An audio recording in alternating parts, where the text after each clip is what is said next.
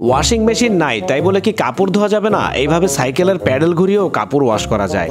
আর belt না থাকলে pant খুলে পড়ে যাবে তা তো হতে পারে না, একটা ব্যবস্থা তো করতে হবে। আর বাইক চালানোর সময় সেফটি সিকিউরিটি বলতে তো একটা বিষয় থাকে, সবাই ভুল করতে পারে, কিন্তু এই মদন টাক তো আর সেই ভুলটা করতে পারে না।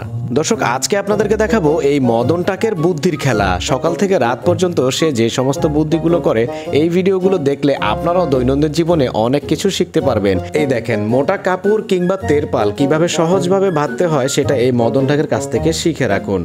এরপরে ভেজা জুতাকে রোদে শুকানোর জন্য হ্যাঙ্গার বাঁকা করে এইভাবে জুতাগুলোকে ঝুলিয়ে দিতে হয়।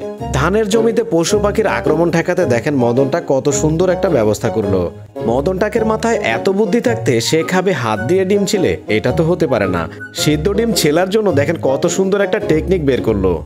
মাথায় এত বুদ্ধি থাকতে ছুরি দিয়ে পনির টুকরো করতে হয়? এটা তো ব্যাডমিন্টনের ব্যাট দিয়েই করা যায়।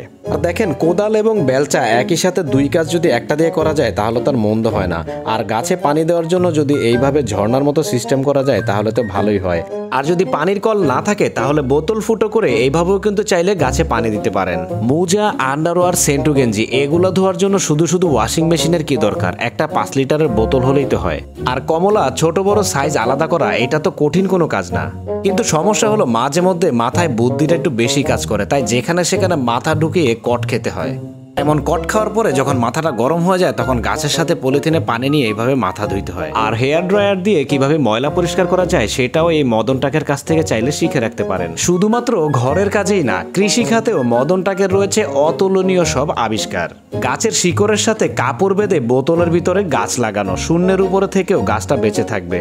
কত বড় মহাবিজ্ঞানী আর বুদ্ধিমান এই মদন টাক! আমি তো মাঝে মাঝে চিন্তা করি এত বুদ্ধি নিয়ে এই মদন টাক রাতে ঘুমায় কিভাবে। এই দেখেন, গামবুট কেটে সেখানে মুরগির খাবার দিয়েছে, মুরগি নিচে থেকে খাবে আর উপর থেকে একটু একটু করে খাবার নিচে পড়তে থাকবে। মানে কি বুদ্ধিমানের একটা কাজ। দেখেন, ছাতা বাইরে থেকে আসলে যেন পানি না পড়ে সেই জন্য বোতল কেটে ছাতা রাখার জায়গা করলো। আমি মাঝে মধ্যে এই লোকটাকে বোতল বিজ্ঞানীও বলে থাকি, কারণ সে অনেক কঠিন কঠিন কাজ এই বোতল কেটে করে ফেলে। দেখেন কত উপরে একটা লাইট বোতল কেটে সে লাগিয়ে দিয়েছে। এরপরে দেখেন 5 লিটারের একটা গ্যালন কেটে কত সুন্দর করে একটা মাল্টিপ্লাগ বানিয়ে ফেলেছে। দর্শক, এরকম মজার মজার আরো অনেক ভিডিও দেখার আমন্ত্রণ জানিয়ে আজকের মতো বিদায় নিচ্ছি। আর আজকের ভিডিওতে কোন টেকনিকটা আপনার কাছে সবচেয়ে বেশি ভালো লেগেছে কমেন্ট করে জানাতে ভুলবেন না। আর আমার চ্যানেল বা পেজে যদি নতুন হয়ে থাকেন সাবস্ক্রাইব করে পাশেই থাকবেন। ধন্যবাদ।